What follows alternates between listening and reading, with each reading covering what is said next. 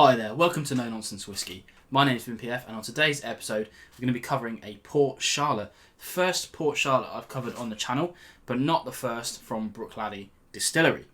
Now I'll tell you a little story about how I picked this up, because it's not something that I would have typically gone for. I certainly wouldn't have scrabbed around for these kind of special release bottles.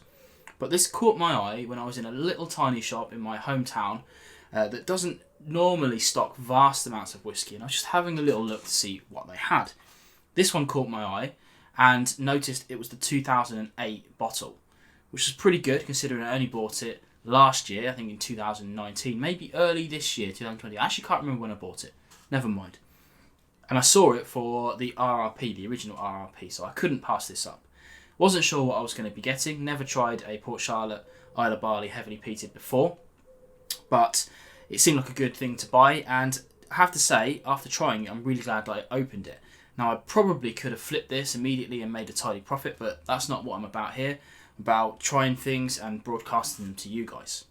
That's why I've got this. So the cool thing about Bruichladdich, as you know, I've covered a few Bruichladdich so far, is they're all about the kind of provenance, the terroir of their whiskies. Now, this doesn't really make much difference to the actual enjoyment of the whisky, I have to say, but it is pretty cool to be able to see the information down to the actual farms where the barley is grown. So in this case, we've got 6 different farms, 6 different terroirs, they say. Mixed in, you've got, then it's peated to 40 ppms, phenols parts per million, that is. Then it's aged. This one's actually only 5 years old, almost 6 years old, but it's actually a 5-year-old whisky. It was released in 2014, in October 2014, so it was distilled in December 2008. There you go, some extra information. Then it's cut down to the 50% using water from one of the farms where the barley was grown, and bottled at 50%, which is not to be sniffed at all.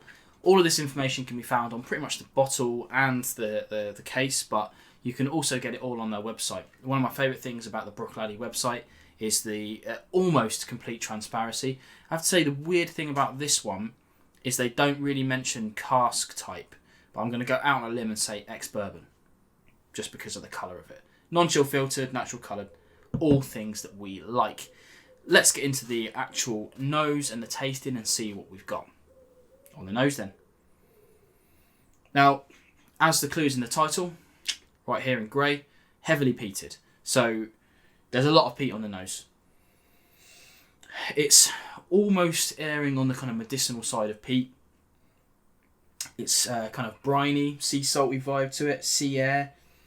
Then there's the vanillas and kind of apples that you might expect from an ex-bourbon barrel.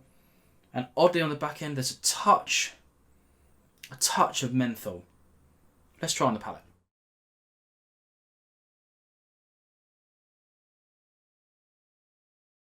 Oh, just take a moment right there. Who needs tasty notes when you've got a face? More of that coming from the nose. So we've got the kind of peat, the brine, the vanillas. For me, there's a kind of added little extra of citrusy, kind of lemony notes to it. And where that was that hint of menthol on the nose, loads more of that menthol is coming out on the palate. Kind of big herbal notes on the back end.